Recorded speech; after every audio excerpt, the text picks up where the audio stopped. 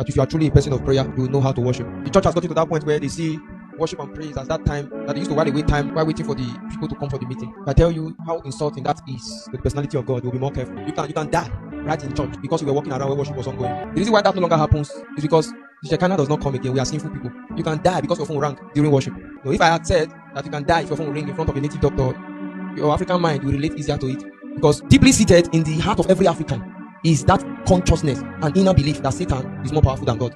Go and check. Deeply seated inside the regular African man is that consciousness that Satan is more powerful than God. The devil has more power than God. That's the reason why if somebody wants to secure his property, Christian or unbeliever, they would rather prefer to tie red on it than to put a Bible on it. Because there is that deeply seated belief system here in Africa that Satan is more powerful than God. And you as matured believers, if you don't consciously work against it and live against it, you will not know when you start also believing it. You might say, I don't believe it, but your life, the way you are living your life is actually dictating to me that you believe it. That's the reason why if somebody steals property and they decide to carry a particular juju around the area, the property will come out. But if somebody goes to rob in church and they steal all the instruments in the church, and then the person hears the news that they prayed on Sunday against the person that stole the instrument, the person will not shake. I might not be able to change the mindset of every African about worship, but let me start with you. It's better you're walking around during a preacher is preaching than during worship, because the word is for you, but the worship is for God. So most times we have seen that the church denies God what actually belongs to him, and yet want God to come down, want God to prosper them, want God to help them. That casualness, that casuality at which many of us approach worship, let it die from today.